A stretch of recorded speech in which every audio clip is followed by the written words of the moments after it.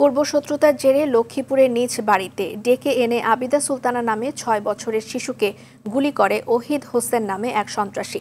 শিশুটি এখন Dhaka medical college হাসপাতালে চিকিৎসাধীন। চিকিৎসকরা জানিয়েছেন আবিদা এখনও শঙ্কামুক্ত নন। এদিকে সন্ত্রাসী ওহিদ এখনও ধরাছোঁয়ার বাইরে। বিস্তারিত GM মাহমুদের রিপোর্টে।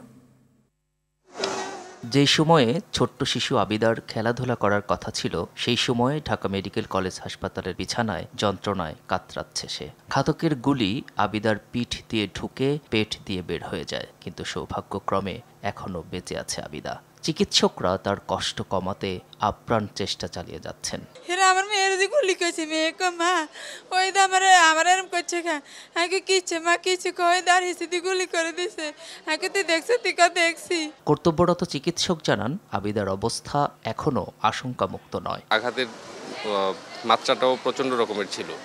তো এখন সে আমাদের সাথে কথা বলতে পারছে, কিন্তু শারীরিক অবস্থায় স্থিতিশীল আছে, মানে উন্নতির দিকে যাচ্ছে। হাসপাতাল কর্তৃপক্ষ জানান আবিদাকে পুরোপুরি সুস্থ করে তোলার চেষ্টা করবেন তারা। এখনো শঙ্কা কাটেনি, তবে আমরা চেষ্টা করছি তাকে সর্বোচ্চ আমাদের পক্ষে যা যা করা সেটা করার চেষ্টা করছি। আমাদের ডাক্তাররা সর্বোচ্চ চেষ্টা করছে।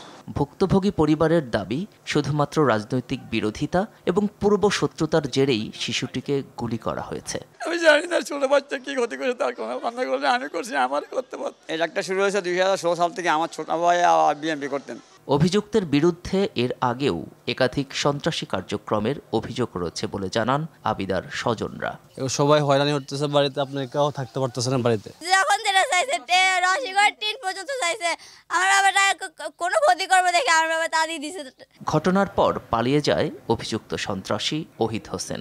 পুলিশ জানিয়েছে আসামিকে ধরতে চেষ্টা চালিয়ে যাচ্ছেন তারা। মামলার ঘটনাতে ৩ নম্বর আসামি ফাতেমা বেগমকে আমরা সাথে সাথে অ্যারেস্ট করেছি এবং তাকে আমরা জেল হাজতে প্রেরণ করেছি। অন্যান্য আসামিদের গ্রেপ্তারের জন্য আমাদের অভিযান চলমান আছে। নৃশংস এই ঘটনার বিচার ও অভিযুক্তের দৃষ্টান্তমূলক শাস্তির দাবি জানিয়েছেন এলাকাবাসী।